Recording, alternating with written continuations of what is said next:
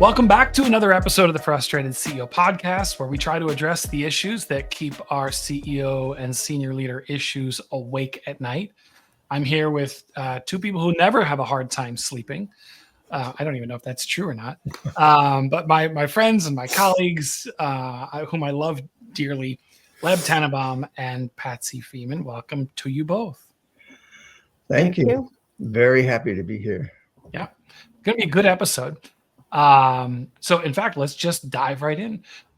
Listener, our guest today is Sharissa Deppen, and she is the CEO of the Leadership Mastery Alliance, which is a company specializing in supporting introverted servant leaders who are women in corporate leadership. She herself is a leadership and executive coach with more than 15 years of corporate leadership experience, in addition to coaching several Fortune 100 leaders and executives. She's also a very intriguing TEDx speaker and TEDx speaker coach. She's a speaker. She writes for Forbes and is a member of the Forbes Coaches Council, professor at Southeastern University, and an advisory board member at the University of South Florida. Sharissa, welcome to the Frustrated CEO podcast. Thank you so much for that great introduction, Patrick. I appreciate it. It's great to be here. Yeah, we're excited to have you. So, listener, today we're going to talk about introverted leadership, and that's a very broad topic. Where we go, we have some guidelines. We'll cover some specific things, but not really. I can't tell you exactly where we're gonna end up. But I know where we thought as a team that we should start is with a common understanding of what does it actually mean to be an introvert. We hear introvert, extrovert all the time, but maybe for good context for the conversation ahead, Sharissa, what does it mean, with your experience, what does it mean to be an introvert? Yeah.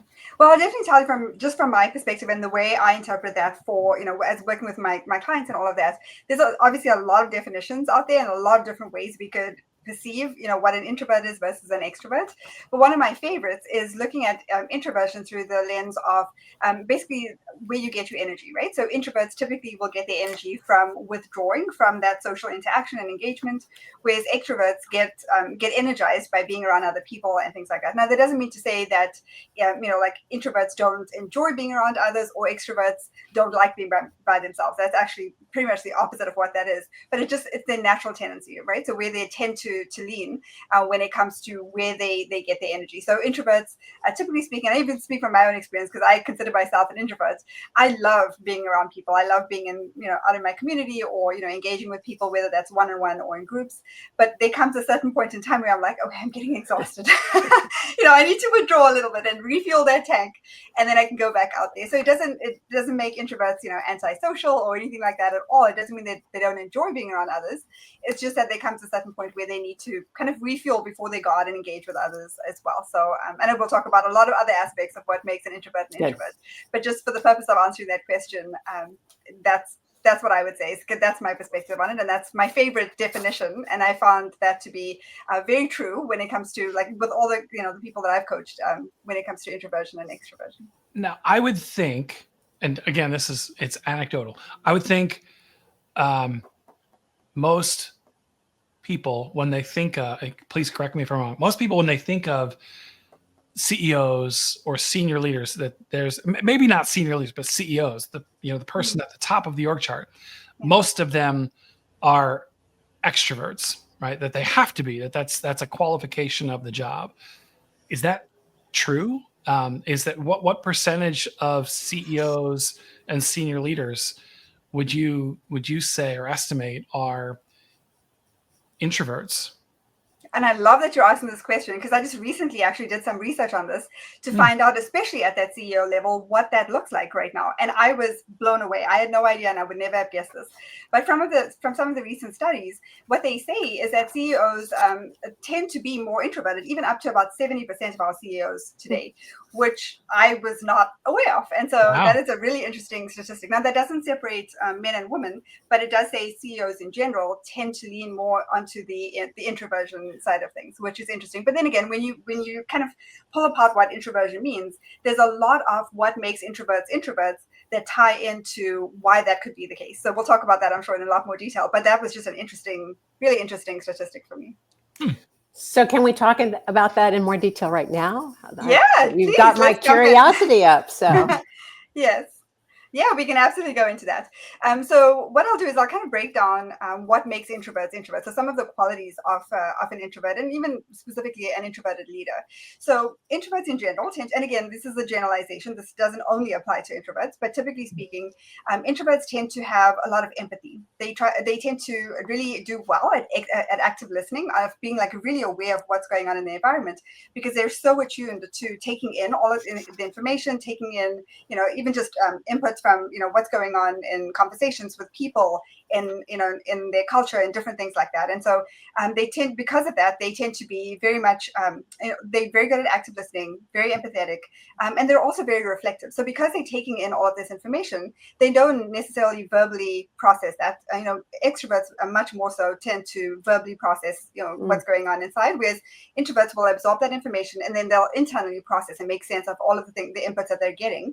And so it takes them sometimes a little bit of time to do that, but it also means that when they are in conversation with someone, for example, they're very much more attuned to what that person is saying, how is that person showing up, maybe even more higher on that emotional intelligence scale of taking in even nonverbal cues and things like that, so that as they're processing, they're making sense of all of this in a way that as they connect the dots internally, they're then able to externally have that conversation and engage in a way that's maybe more meaningful. The other thing that introverts tend to lean on, or they tend to enjoy, is that one-on-one interaction. And they're also very focused on service for the most part as well. So again, these are generalizations, but at the same time, I have definitely found this to be true with a lot of my introvert clients as well. So that empathy, active listening, those one-on-one interactions, very reflective and intentional and thoughtful in how they process information and make decisions, and then that focus on service. So that kind of ties in. And so when I looked at that CEO study, I was like, well, that makes sense. If you look at it through the lens of all of these qualities, right? It makes sense that CEOs would have many of the qualities of an introvert. Mm-hmm. Mm-hmm. I'm curious about introverted leaders when it's time to kind of put the pedal to the metal, or maybe sales goals are falling short, and those types of CEO struggles. Yes. And how they muster up the energy, or how difficult it is for them to press in with people, given these characteristics. And you have a lot of experience with that. So, I'd love to hear a little bit about that, or any stories about that. I'm thinking of a couple of CEOs that I've worked with at the moment, but I want to turn it over to you first. Yeah, sure. So the first thing that came to mind as you were asking that question was relationship. So introverts tend to be really good with relationships and picking up on cues from others. So when they are intentional about building relationships with people and seeking to understand first, leaning in with that curiosity and asking the right questions and being curious about how are people showing up, how are people feeling, what's going on behind those numbers, right? So if the numbers are not looking good, okay, what's contributing to that? What's going on in the team? What's going on with those key leaders that have responsibility, over that area? And how can I get insight on all of that before I, go into a judgment or make an assumption or make a decision based on that? So I would say the very first thing that came to mind, of course, there's a lot more to it, but it's that focus on relationship and seeking to understand and being introspective and saying, okay, I want to make sure that I have enough information to make an informed decision before I rush in and try to problem solve. And so that's how I would answer that. So I would be curious if there's a myth about what our leaders are supposed to look like, which is really, in my opinion, counter to what you just described as makes a good leader, and is more in the 70% category. So do we often bump up against that? That is a really interesting question. And I think so. And that's actually one of the reasons why I chose to focus on introverted leaders, because a lot of times in many people's minds, there's a big spotlight on our extroverted leaders, right? Because they're the ones that you can hear. They're the ones that are more vocal. They're the ones that speak up more. So that's why that statistic of the CEOs was so interesting. But it actually proves a really good point, and that is that if you are an introvert, you don't have to look at the extroverts in your environment. Even though yes, they might be outstanding leaders, but at the same time, you don't have to compare yourself to them in order to feel like and question whether or not you're a good enough leader to be able to get into senior leadership or to get into the C-suite or anything like that. It's absolutely possible, and it's absolutely you've got all the skills and everything that it takes to be able to do that. You just need to know how to navigate that while embracing who you are as an introvert. And I think that's what makes introverted leaders so powerful. If they can really just embrace who they are, understand how they're wired, how they add unique value, and how they engage maybe a little bit differently than extroverted leaders, they can really carve out their space so that when they are communicating, when they are stepping into the workplace and stepping into that leadership role, they're doing it from a place of confidence and from a place of authenticity and completely grounded in who they are and clear on who they are. And in my business, what I call that is your leadership zone of genius. So your leadership zone of genius is basically uncovering and unpacking your unique leadership style, your approach, your passion as a leader. Like, what are the things that interest you? What are the things that you're really passionate about from a leadership perspective? And who are you as a leader, right? So what is your leadership identity, and how can you really shine based on how you're wired, what it's also your experience, but as well as who you are as a leader and how you want to be seen in that leadership space. So once you get clear on that picture, it's so much easier to function in the workplace. And then those opportunities start to get attracted to you, right? So because I hear from a lot of my leaders when they first come into coaching, I'm told I need to be more visible. I'm told that I'm so too quiet. I kind of, I do great work, but nobody really knows who I am, or I don't speak up as much in meetings. And it doesn't necessarily have to be that way, right? There's other ways that introverts can function where they can still have incredible impact and influence. And of course, go all the way up to, the CEO level if they choose to. But you do need to know how to do that in a way that is very congruent with who you are. Otherwise, it causes a lot of internal stress. Great. So I work with a lot of executive level women, and they face this dilemma. For them, what you just described, you just described a pathway, but for them, it's a dilemma to get to that place of confidence and being my authentic self from an introvert in a, predominantly male-dominated CEO world. Can you talk about some of those steps that you help to guide an introverted leader to that place of living more from my passion? Yes, absolutely. So going back to what I was talking about with the leadership zone of genius, that is actually the process that I walk them through, so that they really see their strengths through a different lens. They don't see it as things that hold them back, but they actually figure out how to leverage those strengths in a way that helps them to shine in the workplace, not in terms of how do I now mold myself into an extrovert so that I can get ahead. So once they're really clear and they can really see the things that make them unique and the ways in which they can shine. So it's connecting the dots between that leadership zone of genius and, okay, now that I know how I function or how I'm wired, how do I then step into this leadership role and actually communicate with my leadership, or communicate or and just have an impact basically, and run or manage my teams in a way that's really going to help them. So I think understanding who you are is number one, and then knowing how to connect the dots between, okay, now that I know this, how do I function in this role, right, to the best of my ability, while not feeling like I have to compare myself to others. Great. And that's actually the other point. The other part of that answer is it's very easy for us to constantly compare, right? So what I would suggest is first starting with understanding who you are. Start in that place rather than looking externally and going, okay, I need these things because I don't have that, or I don't function like that, but other people do. And because the minute we start to compare, we lose who we are, right? We start to drift further and further away from how we're wired and what makes us special. And we start to compare and we start to gravitate towards things that maybe are, are not natural to the way we are. And so I think embracing who we are first is really the key to then going out and saying, okay, I'm confident in who I am. I now know how to engage in this environment, even though I might be surrounded with a lot of extroverts. But it just makes you kind of, when you are in that place of confidence, it makes it so much easier for you to communicate, because you're no longer looking externally to say, I need to be like that or function differently. You're now saying, how do I function to the best of my ability based on who I am? Great. Thank you. Are you seeing big differences from a gender perspective between the women introverted leaders that you work with and the male introverted leaders? As far as like the numbers, the numbers of introverted women versus men. No, maybe more in discovering who you are, your zone of, your zone of genius, your confidence. In general, when I've worked with male or female leaders, I've found that confidence comes up more with an introverted leader than an extroverted leader. Yes. And, you're talking about, finding yourself, Patsy mentioned, grounding yourself in what you're passionate about. And the other thing that kind of triggered the question for me is a lot of the presidents of the United States who have to get up and speak in front, to an entire nation have been introverts. Now, they haven't been women yet. So to me, I think our listeners would want to know more about, it's not a quick job to find your confidence. Yes. In Definitely either not. way. So maybe it's something about confidence, and you work with both. So. Yeah, and I love this question, Liv. I love that you're bringing this up because there's a couple of different things to consider when it comes to that. First, I'll touch on confidence, as you just mentioned.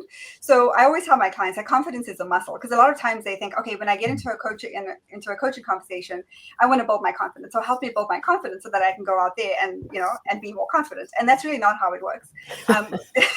There's a lot of things that we can talk about during the coaching process, and a lot that we can uncover to help you to look at things from different perspectives, to maybe examine your beliefs, examine your assumptions. Look at things that maybe you thought were true and maybe are not true, right? About who you are and how you're showing up. Also examining, like the messages that you were given and how you interpreted it, what you chose to believe in and not believe in, all of those kinds of things. So it's a lot of that is about the mindset work. But in terms of the confidence muscle itself, that's built in the action, right? So the more you step out of that, your comfort zone, the more you're clear on who you are, and then you take the action and you step out and you speak if it makes sense to speak, or you share your ideas and different things like that. You're building that confidence muscle, and you're basically just training yourself to say, you know what, I did that and it wasn't that bad, and I learned from that, and now I can go on and do the next thing. And that's really that whole confidence process. But there's another huge key part to that, and you just touched on it. And I love that example that you gave of presidents who are introverts, or maybe even CEOs who are introverts, right? They need to take that podium and they need to speak to large audiences. A lot of that, even for me, my own personal journey, comes from my passion, my alignment with my purpose. Once I found that, it, for me, even though it's not like as an introvert, I'm like, oh, I like to be behind the scenes and all of that. But now I love doing things like this. I love to be able to go out there and speak because I'm so passionate. I'm so aligned with my purpose and my mission and the message that I'm here to deliver, that I can get over myself and say, you know what, this lights me up because I'm so aligned with that passion and that purpose. I don't mind taking the stage. I don't mind taking that microphone and conveying the message, because my belief system now is that even if what I'm saying is helping one person by me getting over my fear, I'm going to do it. And in doing that, I built that confidence muscle. I didn't have the confidence. In fact, I'll tell you a funny story if you want me to share a quick story of the TEDx. I love it. TEDx experience. Oh my goodness. So when I was standing backstage, ready to take the stage at TEDx, and I never in a million years, never dreamed, never envisioned I would ever do that. Didn't want to do that, right? Way back when, because I'm like, I'm an introvert. I don't see myself doing anything like that. So my journey is very much a faith journey. So I had this message to give. And so I started off by writing, because I was like, as an introvert, oh, that's easy. I can write and just put it out there and that'll be fine. And so I started to do that, and this message started to really gain traction. And then I started to ask myself the question, okay, I feel really passionate about this. I'm getting great feedback about this message. I know it's helping people. How can I get it to the right audience? And I started to pray about this. And next thing you know, I had this image of a stage, and I'm like, whoo, okay, this feels very scary. And then I started to think about, okay, well, how do I get that? How I kept asking the same question. How do I get this message in front of a bigger audience? Because my goal is to help as many people as I can. And so I saw the TEDx opportunity. It started to pop up everywhere, right? So whenever I pray about things like that, there's always confirmation that comes from me. And so people started to talk about being on the TED stage, and I started to even meet with TEDx, coordinators and people that were doing that kind of stuff. And so I went ahead and applied, and I was approved for the TED Talk. So fast forward to the morning of the talk, when I had to get up on stage, I was standing in behind the stage, and I was getting ready to go on, and of course I'm shaking like a leaf. And I'm like, what have I done? And I was extremely nervous, hardly got any sleep the night before. And I'm standing there and I'm just kind of trying to breathe and calm myself down. And I looked over, there was a guy that was standing at the door, kind of like to guard the door to make sure no one went in and out. And so I looked at him, and all I remember him doing is this, like, that way. You're not going out that door. You got to get to the stage. I was like, I had the most terrified look on my face ever. But I remember in that moment, as soon as he motioned for me to move, I was like, okay, God, you've got this. Like, if this helps one person in this audience, I'm going to take the stage, and I'm going to trust that whatever comes out of my mouth is going to be helpful. And so that's really what drove me. And it's the same with the CEOs. It's the same with anyone that's going to be in that position, any introvert in particular, who's going to take that stage, take that podium, speak to an audience. If you're not aligned and passionate about what, and on board with what it is that you're going to be speaking about or presenting, it's so much more challenging to fully step into your confidence. Yes. So that was a long answer to your question, but hopefully that answers. Yeah, great. Thank you. I That's think we great. can all relate. We were all smiling. Sharissa, I have a question. Sure. It's about I'm actually coaching someone right now who is introverted, and we spend not a lot of time, but we certainly talk regularly about finding his voice, which, as an extrovert, I don't usually have to find my voice. It's like it's learning to shut up long enough to create space for other people. But I know finding your voice is challenging. I think I'm working from assumptions, so correct me if I'm wrong. My experience is finding your voice is challenging for all introverts, but it can be especially challenging for a female executive, right? Especially where so much of business is dominated by men. Whether strategies or guidance, how do you help an executive? How do you help a female executive find her voice? That's a great question. So there's a couple of different elements to this as well. One is that zone of genius, right? So understanding who she is and how she can step into her full confidence in order to find her voice and figure out how do I communicate in the best possible way. But the other component of this, so there's a couple of different components. So the second one is relationship building.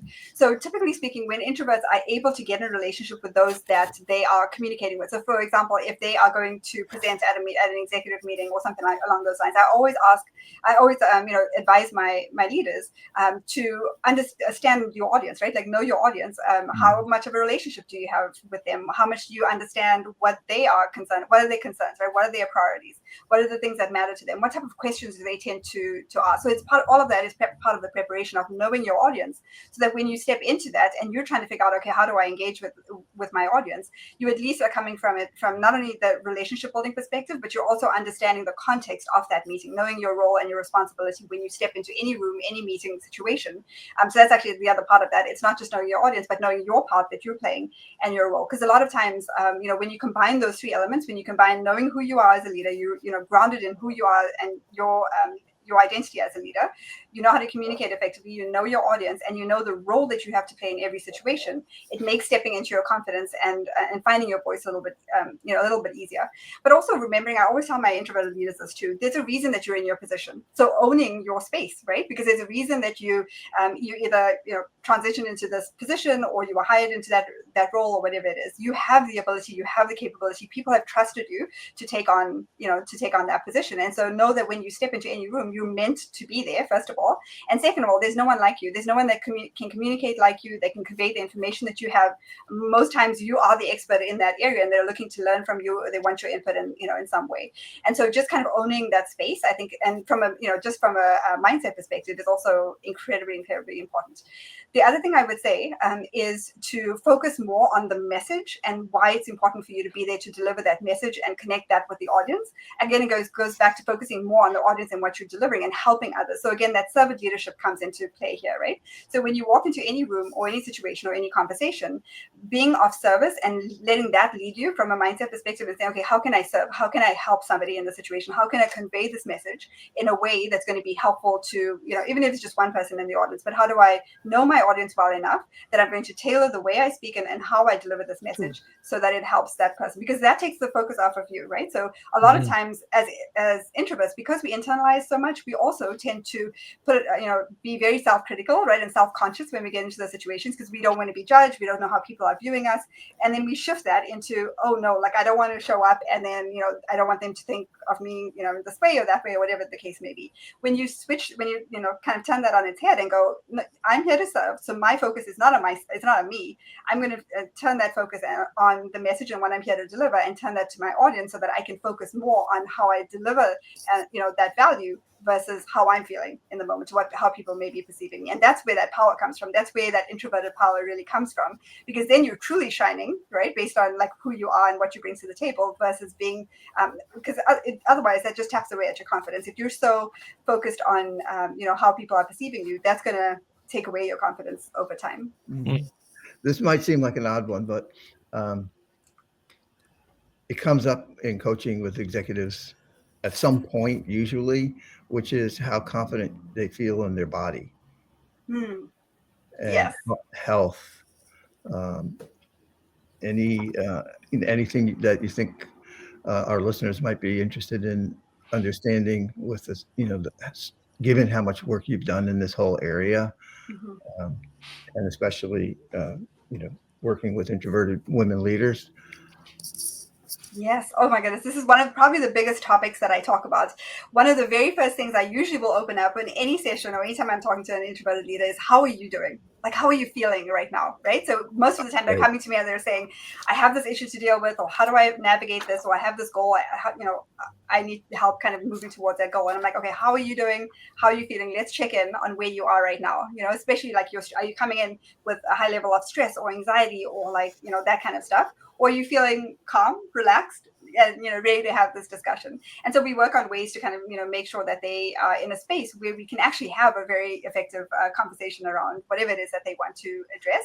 But also it puts a spotlight on their own self-care. So I always ask questions like, okay, how are you sleeping? Right? How are you taking care of? Because if they're coming in that stressed, then it's worth taking a few minutes to talk about how they're proactively addressing their stress level, managing their stress levels and taking care of themselves before they step into these roles. Because as a leader, regardless of what level of the organization that you're in, you're carrying a lot of responsibility on your shoulders, right? So that it's very easy for us to get into take that on so much that it impacts how we feel, and it impacts our stress levels and all of those kinds of things. So I think that self-care is so important, especially for introverts, because introverts tend to like absorb everything, right? Take everything in and internalize a lot. So they do need outlets to be able to re-energize, to be able to get the rest that they need, to focus on their nutrition, focus on social connection. That's another one that's so important. Like who is in your social space, and how much time are you taking to really focus on that as well. How do you relax? What things can you do and incorporate even into your daily routine that's going to help you? Because inevitably, life's going to happen, challenges are going to come, there's going to be stressful situations at work, and the more you can proactively take care of yourself and get in the best possible mind space, the less that's going to impact how you're feeling. As you're going to be able to focus and be more present in those moments when the challenges come, if you are proactively taking care of yourself and you have the consistent habits in place, healthy habits that are going to help you and sustain you through those difficult times. So that is a huge part of of leadership, and just taking care of yourself. And I love that analogy of the cup, right? You can only pour out to others or give to others from a full cup, right? So if you're completely empty on the inside and you're exhausted, you don't have anything to give. And so that's something that is so important, to take care of yourself, make sure that you are in the best possible space that you can be, so that you can take on those responsibilities as a leader and be the best possible leader that you can be. So if I'm a leader and you're going to have some people in your workforce that are introverted. Mm-hmm. You're going to have emerging leaders that are introverted. How as a CEO do I need to work with to support those leaders? You may have mentioned a lot of that already, but specifically, how do I encourage introverted emerging leaders? Oh, that is so good. So first of all, I would say be intentional about identifying who those introverted, and it's not about labeling them. It's about understanding how they show up, understanding what they need in terms of the level of support, understanding the best way to engage with them, and what they need in terms of effective communication, effective team dynamics, all of those kinds of things.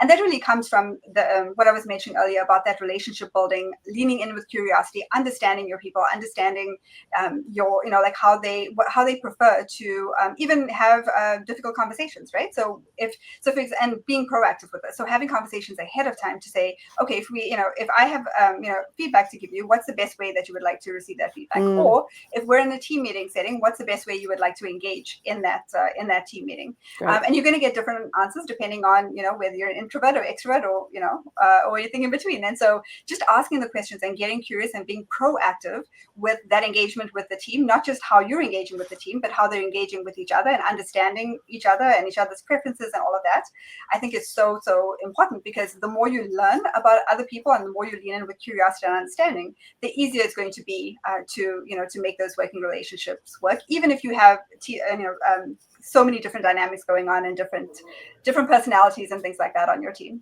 Right. Mhm. Right. It's almost like going slower to go faster, right? That's exactly right. Yeah. Yes, and just being very careful about those assumptions, interpretations, that kind of stuff. Yeah. Are you recommending then that there's some type of personality profile that Yeah. might be helpful, at least for a leader and their team? Yeah, so generally speaking, there's not one particular profile that I recommend, because they all have their benefits and none of them are perfect, as we know. What I tend to do though is, as I have conversations with leaders, there's several that I use in my in my coaching practice, and it really just depends on the situation and what's needed. So Myers-Briggs is the one that will often really indicate well the introversion versus extroversion, but I also use like StrengthsFinders. There's a number of them out there, but there's definitely benefit to doing something like that. To go back to answer your question, I think there's definitely value. There's not one particular one that I would recommend. It would just depend on the needs of the leader, and then what they're looking for and what they're looking to achieve. But yeah, I think those personality assessments can be really, really helpful, especially for introverts, because they are going to be probably less vocal when you start, when you ask some of these questions. Some of the questions could be hard for them to answer on the spot, because with introverts, you want to give them time to process, right, and to think through. So they might not be really great with answering questions like that, especially if they're not prepared for it ahead of time. Yep. Like, for example, if you just go into a team meeting and say, okay, great, we're talking about personality today, so I'm going to ask you all a question, and your introverts are probably going to be like, oh my Yep. God. That's what I immediately do. Same. So that's another thing to keep in mind, and I think this kind of goes back to the answer to one of the other questions about how to engage with introverts, right? So just be mindful that your introverts are going to like a heads up, first of all, right? So when you're planning meetings or planning anything, make sure that you give them as much information as possible so they can mentally prepare for whatever is needed. Also, be really clear on what you're expecting of them. So clarifying expectations are going to be really important ahead of time as well, so that they know exactly and again, that's so that they can mentally prepare, or even just prepare materials or whatever you need from them. So be very intentional about how you communicate and what you communicate ahead of time. So making sure an agenda is clear, making sure they know what their role is and what the expectation is, and what what's the objective of that meeting or whatever it is that you're doing. And so giving them a heads up, giving them that information ahead of time, and also letting them know what type of meeting it is, right? So is this a brainstorming meeting? Are we trying to make a decision in this meeting? Is it more an informational meeting? Because again, that's going to give them some sense of the level of engagement that they would need to have when they get into that meeting. And then anything that you can provide, if it's like a decision-making meeting, for example, giving them the materials ahead of time so that they can get through, read through it, so that they can have the time to process some of that before getting into that meeting setting. That resonates a lot with. So we as a team, when we're not podcasting, when we're working with clients, either in coaching or doing strategic planning, I think we have learned over the years that we've learned not to forget that there will be some introverted members of a leadership team in the room with us as we're leading them, guiding them through the creation of a plan, and they can't just see the agenda on the morning of day one, and they won't be able to actively engage and participate, which they want to do. They want to show up well. Sure. And so we have through the years, the more of a heads up. That was give your introverts like a heads up. That's right. The more we've equipped them before day one, the better they show up, and that just makes for a whole better experience for the team, for the organization, for the individuals. So, I mean, if a listener didn't catch what you were just saying, then now's a good time to rewind about 5 minutes and just re-listen because I think, gosh, sometimes you think it's great if we can get an agenda for a meeting. So many meetings happen without agendas. It's great if we can get an agenda for a meeting, but it's even better if you can get that agenda out well in advance in consideration of in particular your extroverts, but really giving everybody a chance to show up well. I think that's a great point. Yeah, that's exactly right. And one other thing I'll mention with that, Patrick, it's not just the before, which is incredibly important, but it's also the after. Because your introverts in that meeting, there's going to be a lot of things that happen that they would not have anticipated, or there's new information coming in. So during the meeting, they're going to need time to process whatever is going on in that space. And if you're looking for them to have some input or make a decision or something like that, it's helpful for them to have some space after the meeting as well to say, okay, so here's a recap maybe, right, of what we just talked about and all of that. Here's the main points, and here's the follow-up. Here's what we need, where we need to get with some time frames, so that your introverts can then say, okay, I'm going to take in all this information. I have time to now process it outside of this meeting setting, and then I can make sense of it. I know exactly what is needed from me, and I know the time frame so that I can fit that into my schedule. So it's not just the before, but it's also the after, giving them time to absorb what's been going on during the meeting, and then come back with either further input or decision or whatever it is that you need from them too. That's fantastic. So as a complement to that, I mean, so many of our clients go from meeting to meeting to meeting to meeting, barely even, being able to take a water or bio break. What you're talking about is creating space to do what you just talked about. Do you have any thoughts on that? Yes, I do. Good. I thought you might. Oh, I get this all the time because I work with busy leaders, all the time. So there's a couple of different, not to get too much into the weeds here, but there's a couple of different topics that we touch on to address just that.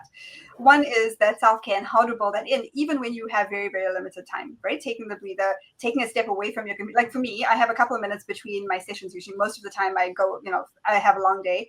And then I end my day either late in the afternoon or maybe early evening.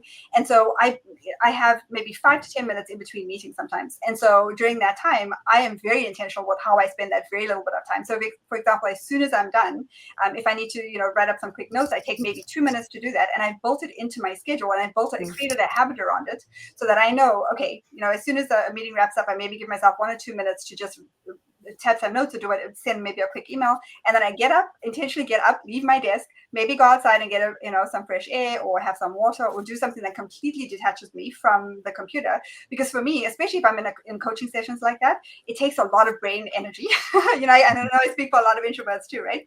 When you're in those meetings, I mean, you're trying to focus, you're absorbed, you're taking in so much information that you don't have enough time to really process. So the times that you have in between and creating those, even if it's 5 minutes or 2 minutes, is going to be incredibly important to hit that reset button on your brain, so that when you come back to the next meeting, it's like, okay, now I can be present again and focus, even if all I'm doing is stepping away for 2 minutes, taking some deep breaths, focusing on something else, focusing on nature, taking your mind out of the work and then coming back, because you are going to be in just a much better space if you choose to do those little things.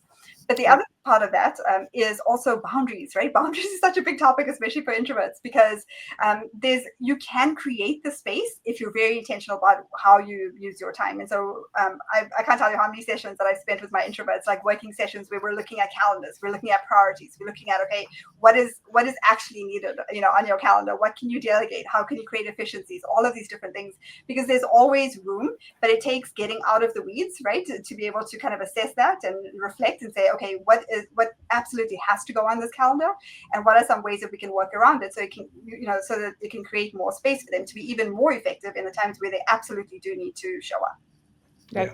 Thank you. That's fantastic. It reminds me when I was working in a really large tech company in San Jose, and the complaint was and a lot of it was with introverted leaders, that they didn't own their schedule. Right. They all had executive assistants, and the executive assistants would do their best to sort through all the requests for this person's time. So we did an experiment, and we said, okay, it's time for you to own your schedule.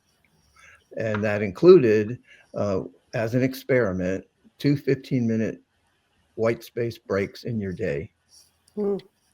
And they would go outside and walk, because usually in San Jose it was pretty nice. And it was like a transformation. And then the conversation with their executive assistant actually became a conversation about that leader's ability to own their schedule. That's absolutely right. And you make me think of one other thing that some of my leaders love to do, and that's walking meetings too, right? So you go outside and I love that idea because, and they always tell me every single time without fail, they're like, I feel like it's so much more effective when I do that. I'm able to really get creative, to be engaged in that conversation, and it just goes so much better than when I'm sitting at my desk and having the same. Oh, that's great. Yeah, love that. Yeah. That's great. It's so counterintuitive, isn't it? It is. Yeah, absolutely. You think, oh, I'm going to be distracted, but really, that's not the case. Yeah.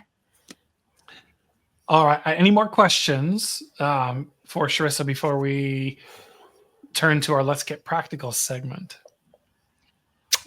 I think we're at that point. Let's get practical. Yeah, we're right about there. Okay. All right, listener, this is the point of every episode where we try to leave you with very practical things that you can begin to implement today, tomorrow, immediately, so that you can start making progress. You can start making inroads, start solving some of the chronic things that have been holding you back. So Sharissa, based on all the topics we talked about today, or anything that maybe we didn't talk about that you're like, this is a key strategy for a leader. What advice, 2 or 3 things would you have for a senior leader? Okay, so I think the first thing, and this is something I think Leb asked in one of his questions, so I might have already covered this, but just as a refresher, because I think it's important enough to mention, is that self-care is so important. Taking care of yourself as a leader, you have so much, responsibility, not just responsibility, but like we just talked about, you're busy, right? You're rushing from one thing to the next. There's so many things pulling for your attention, and your brain has to constantly context switch. And in order to be prepared and show up at your very best as a leader, you really need to take care of yourself in so many different areas, right? So your mental well-being, emotional well-being, spiritual well-being, relational well-being, all of these different areas. So I would say, just from a practical standpoint, ask yourself, how am I doing, right? Scale of 1 to 10. I love asking these scaling questions as a coach. On a scale of 1 to 10, how am I doing with taking care of myself? And then break it down into those different areas and see where you have opportunities. And I'm not talking about completely changing your habits, but the one thing you can do in the next couple of weeks that's going to help you to be more energized and to just feel better as you go through your day and you navigate the challenges that inevitably come with your everyday life. So that would be my first step, is just self-care and keeping a pulse on that for yourself and asking yourself, what's one small thing that I can do that's going to help me out in that area. The second thing I would say as a leader is asking good questions. So leaning in with that curiosity and seeking to understand first is incredibly important. Whether you're an introverted leader or an extroverted leader, knowing your people, knowing especially your direct reports is going to be so important. So making sure that you have that level of understanding. And that means asking good questions and seeking to understand, and also just from a leadership perspective, understand how they want to engage with you and the team, and so that's just going to make you more effective as a leader, and it's going to make the team more effective overall. So that would be the second thing. And then the last thing, and we touched on this already, is that understanding your leadership zone of genius, understanding what is your leadership identity. How do you want to show up in the world? What do you want your leadership legacy to be too, right? So it's those qualities that you really maybe admire in others, or maybe you already have those qualities, in your own leadership, and you can look back and say, or actually look forward and say, 5 years from now, if I were to have a conversation with someone that I worked with in this period of my leadership, how would I like them to describe me? And then go from there, because those are the things that matter to you, right? So what are those leadership qualities? How do you want to show up as a leader, especially in the tough times? And once you get grounded on that and all the other elements we talked about, as far as your leadership zone of genius, you're going to show up in a much more confident, grounded space. So that would be my tips. Beautiful. Love it. Awesome. All right. Looking at my colleagues, anybody want to go next? Leb, you're up. Okay. Own the reasons you are in a leadership position. I think we talked about examine your beliefs and assumptions. Really help you understand who you are, and that stepping out of your comfort zone can build confidence, especially when you come prepared. And the last is do the best you can to understand and know your audience. So I'll stop there. It's good stuff. I'll go next because I want to build on what Leb just said. Okay. And that is that confidence is a muscle, that you have to take action. And as you're taking that action, question your assumptions, I added celebrate each step, because it is Yeah. about practice, and notice my self-talk. So Any others? I don't want to cut you off. go ahead. Okay, all right. I got more, but I can hold them. We will circle back around for sure. So I liked this. Sharissa, you said this. If you're so focused on how others are perceiving you, your confidence will suffer. I just think that's true. Sometimes we get in our own heads thinking about what other people think about us. And maybe an offshoot of that, to piggyback on that or build on it, is you don't have to compare yourself to the extroverts to qualify for a CEO or a senior leadership role. That you've got to be authentic and true to who you are with confidence. I thought that was really good. I took a few on comparing yourself. This is one you said, the minute we start to compare, we lose who we are. Again, I think that's maybe a variation of the confidence piece. That all resonated deeply with me because I forget who was it, Teddy Roosevelt or somebody years ago who said, "A comparison is the thief of joy." Yes. And it's one of my favorite truths, really. Comparison is the thief of joy. So I'll pause. Anybody else want to circle back and add more? The only one I would add as a leader, when you're working with emerging leaders who tend to be introverted, is to build the relationship by asking, how are they doing? Understand, how's their life going? And get to know who they are, get to know their preferences so that you can be most effective in working with them and what they need. Yep. I'm going to circle back and add one that was important and I missed, and that's the whole conversation about your introverts not only want a heads up, but they need a heads up. If you want them to show up well, they need to know the expectations, not on the spot. I think that's Yep, that's a good loved that. Any more you want to add, or Sharissa? Any more you want to add?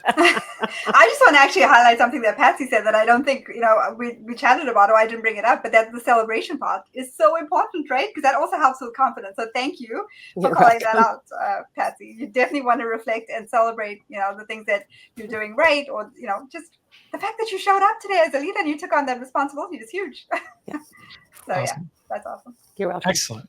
Yeah. The only thing I would add that resonated with me was when speaking in public, and that could be even just with your team, being aligned with your passion and your purpose is so important. A lot of introverts kind of are told they're not very passionate, but if you are aligned with your passion and your purpose, it'll come across. It just may come across your way. Yep. Exactly right. Yeah. That's it. Awesome.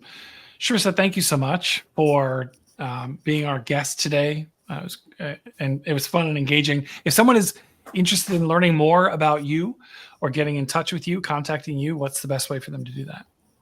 Thank you all so much, first of all, for your time. So the best way to get a hold of me, and I would love to hear if you have any questions or just want to get in touch, you can email me at info, that's info, at leadershipmasteryalliance.com. Happy to support you in any way that we can. And then the website is leadershipmasteryalliance.com as well. We have an incredible 8-week program for introverted servant leaders that takes you through the leadership zone of genius, like we talked about, the relationship building, career progression, all those things, lots of different things in there. So if you want to check that out, it's on the website, leadershipmasteryalliance.com/LMA. Thank you all so much again. Yeah. And what was your TEDx talk about? Oh, the pursuit of happiness in the workplace. Okay. Ooh. So how can someone find that? So that's actually on my website as well. So if you go to leadershipmasteryalliance.com, there's a TEDx link, but it's just /TEDx. So the URL /TEDx, and then that will take you to the page where you can watch that. Excellent. Listener, thank you for sticking with us to the end of another episode of the Frustrated CEO podcast. Please connect with all 4 of us. But before this 85 episodes now, we've made this invitation, but we'll make it again. Connect with all 4 of us on LinkedIn. We're all there. You can find us. We'd love to engage with you. We'd love to hear your suggestions for topics or interesting guests, or if you yourself would like to be a guest on the Frustrated CEO podcast, by all means, contact any of us either through LinkedIn or Patsy at thefrustratedceo.com, Leb at thefrustratedceo, and myself, Patrick, at thefrustratedceo.com. We'd love to hear from you. I think that's it. Anything else for the good of the cause? No, bravo. Thank you. Pleasure having you. Yes, Sharissa, thank you so much. Well done. And listener, we'll see you again next time on the Frustrated CEO podcast.